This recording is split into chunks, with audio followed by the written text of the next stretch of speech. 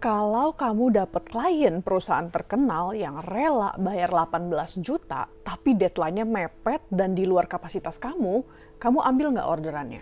Nah, hal ini terjadi sama aku pas aku lagi jalani bisnis I.O. dan di video kali ini aku bakal sharing strategi biar kamu bisa selesaikan orderan yang di luar kapasitasmu dan cara bangun relasi dan juga reputasi bisnis biar kamu juga bisa dipercaya oleh klien perusahaan besar. Jadi, nonton sampai habis ya, biar kamu juga bisa praktekkan ilmunya ke bisnis kamu. Let's go! In case you didn't know, sebelum aku bangun Lady Boss Project, aku itu bisnis events dekorasi pesta.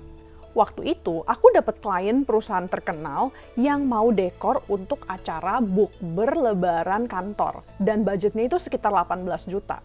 Dan dia itu baru kontak sekitar H-3, dan tim aku tuh waktu itu masih 4 orang, jadi bener-bener di luar kapasitas banget gitu.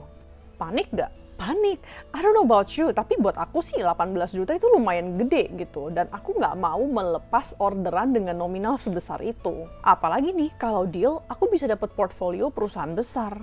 Singkat cerita, aku ambil orderan itu meskipun itu tuh di luar kapasitasnya tim aku. Mungkin kamu pikir, gila lu Kel? Ya agak sih.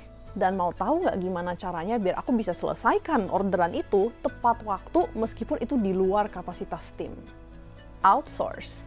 Saat kapasitas internal kamu nggak cukup, tapi ada kesempatan emas yang nggak bisa kamu lewatkan, ingat kamu masih punya opsi untuk outsource atau hire orang luar. Bisa dengan hire jasa freelance atau bisa subkon ke vendor lain. Nah, waktu itu sih aku subkon ke vendor lainnya. Jadi aku pikir dulu nih, apa aja yang masih bisa aku selesaikan dengan kapasitas timku saat ini. Dan sisanya baru aku cari vendor dekor pesta lain yang sama-sama gila, sama-sama nekat, dan mau terima orderan H-3. Memang profitnya berkurang ya, tapi menurut aku pribadi, aku rela mengorbankan untung sesaat demi untung yang lebih besar jangka panjang. Waktu itu aku mikir, kalau aku bisa selesaikan orderan klien ini dengan baik, aku bisa bangun reputasi yang baik untuk brand aku. Dan kalau ada calon klien di masa depan yang lihat kalau bisnis aku sudah berhasil dipercaya oleh brand besar, mereka jadi lebih percaya untuk mau jadi klien aku juga. Sebagai business owner, kita harus bisa berpikir jangka panjang. Nah, mungkin kamu pikir, tapi kalau kita tuh outsource, gimana caranya biar kita bisa melindungi bisnis kita, biar ke depannya nih, si klien nggak langsung main bypass dan langsung hubungi vendor outsourcing itu tanpa melewati kita. Jadi caranya gini, pertama tentu kamu harus pilih vendor yang kelihatannya punya etika bisnis yang baik. Pokoknya kalau kelihatan serakah atau super perhitungan banget soal duit, itu sih menurut aku red flag ya. Kedua, coba bangun hubungan jangka panjang dengan vendor outsource itu. Nggak susah kok, cuman gini, wah aku lihat kita tuh ini cocok ya kerjasama, kalau ke depan aku ada proyek lagi, aku kontak kamu ya. Nah, kalau gitu kan dia jadi dapat signal kalau ke depan kamu akan outsource ke dia lagi. Jadi seharusnya ya, kalau dia punya etika bisnis yang baik, dia akan jaga hubungan kalian dan nggak main bypass langsung ke klien. Sebenarnya 2 langkah tadi itu udah cukup. Tapi kalau kamu masih agak takut-takut, kamu bisa coba cara yang ketiga ini, yaitu usahakan biar si vendor outsourcing itu nggak berduaan aja sama klien tanpa ada kamu. Contoh ya, kalau di kasus pengalaman aku tadi, tiap kali si klien itu hadir di lokasi untuk pantau progres dekor, pasti partner aku temenin dia dan ajak ngobrol. Dan kalau si klien itu ada kendala apapun, harus kita yang layani, biar jangan sampai dia yang tanya langsung ke vendor. Tapi kalau kamu udah melakukan semua ini dan vendornya itu masih bypass kamu dan langsung ke klien, ya udah ikhlasin aja dan lain kali kamu cari vendor yang lebih baik lagi. Daripada kita pusingin hal-hal yang di luar kendali kita dan malahan bikin kita stres sendiri, lebih baik kita fokus jualan. Setuju? Kalau setuju, like video ini ya. Dan kalau kamu suka sharing-sharing seputar bisnis, boleh subscribe juga ya. Oke, mungkin kamu bingung, kok bisa ya aku dapat klien perusahaan besar yang rela bayar 18 juta, padahal aku bukan siapa-siapa? Jawabannya, kenalan. Nah, tapi sebelum kamu tutup video ini dan kamu pikir, ternyata kenal orang dalam. Tenang, aku juga bakal share gimana caranya biar kamu juga bisa punya koneksi bisnis yang bisa membantu kamu di masa depan. Cara bangun reputasi dan koneksi bisnis adalah ilmu soft skill bisnis tingkat tinggi yang gak akan diajari di sekolah. kamu pasti udah sadarkan kalau punya koneksi dan juga network, kamu bisa mendapatkan banyak kesempatan, kamu bisa dapat klien, kamu bisa diajak kolaborasi, kamu bisa dapat lowongan kerja, dan masih banyak lagi.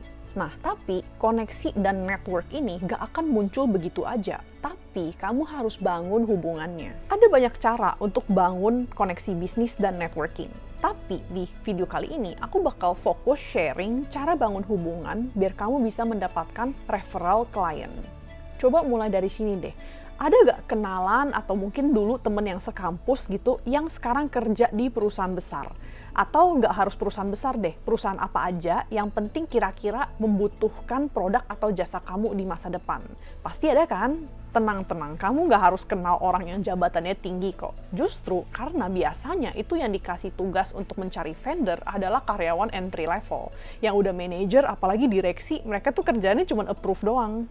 Terus ya, jangan tiba-tiba langsung chat teman kamu, minta bosmu pakai jasa aku dong. Nah, tentu dia akan males mau bantu kamu karena dia tahu kamu hanya chat dia kalau ada maunya doang. Unless kalau itu memang udah temen deket ya dan kalian udah sering ngobrol. Tapi kalau itu cuma sekedar kenalan atau mungkin orang-orang yang udah lama banget kamu nggak kontak, kamu perlu membangun hubungan yang real dulu. Jadi jangan cari kalau cuma ada maunya aja, tapi anggap kamu lagi memperbanyak teman.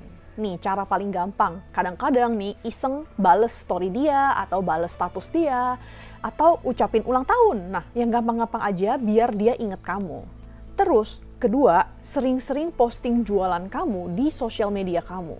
Nah, gak usah gengsi ya, karena kita nih cari duit, dan tujuannya itu biar teman-teman atau kenalan yang udah follow kamu, mereka inget bisnis kamu apa dan kamu jualannya apa. Meskipun nih, mereka nggak langsung membeli produk atau jasa kamu, tapi siapa tahu mereka suatu hari butuh, atau mungkin mereka kenal seseorang yang butuh jasa kamu, dan mereka bisa ingat kamu. Nah, kan biasanya orang gitu ya, kalau butuh sesuatu pasti ditanya temen dulu. Misalnya nih, kamu ada kenal fotografer bayi nggak? Nah, kalau gitu kan temen kamu bisa jadi kepikiran kamu, dan siapa tahu dia mau rekomen produk atau jasa kamu kan?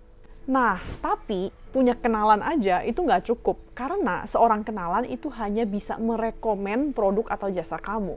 Dia nggak akan bisa menjamin kalau manajernya atau customernya atau temennya bakal pilih produk atau jasa kamu.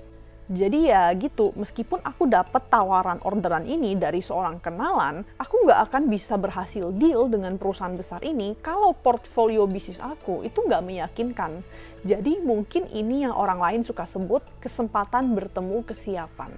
Ingat, akan tetap menjadi tanggung jawab kamu sebagai business owner untuk meyakinkan klien atau customer untuk memilih kamu dibanding yang lain. Jadi, sambil menunggu kesempatan emas kamu datang, kamu juga harus siap-siap. Kumpulin pengalaman, kumpulin portfolio, bangun reputasi bisnis yang baik, dan pastikan kalau customer kamu puas. Dan kalau kamu sudah berhasil dipilih, jangan lupa untuk jaga hubungan yang baik dengan kenalan yang sudah merekomendasi kamu. Kerjanya yang baik dan jangan ngasal-ngasalan. Karena kalau kamu asal-asalan, itu akan efek ke kredibilitasnya teman kamu yang udah berbaik hati mau merekomen kamu. Kamu nggak mau kan teman kamu nyesel sudah merekomen kamu dan ke depan dia nggak akan mau rekomen kamu lagi. Kalau kamu mau effort lebih lagi, kamu juga bisa coba begini. Contoh ya, kalau ada temen yang refer aku orderan nominal besar, biasanya aku traktir dia makan, atau kadang aku bagi komisi dikit gitu, biar dia juga ikut seneng. Nah, kalau sejauh ini aku sharing itu dari insight pengalaman aku berbisnis, dan kamu jadi mikir, aku juga mau nih punya bisnis, tapi modalku dikit, gimana ya? Tenang, kamu nggak sendiri, dan aku udah spill juga di video yang ini gimana langkah-langkahnya biar kamu juga bisa mulai bisnis dari nol dengan modal kecil. Thanks for watching, dan sampai ketemu lagi di video ini.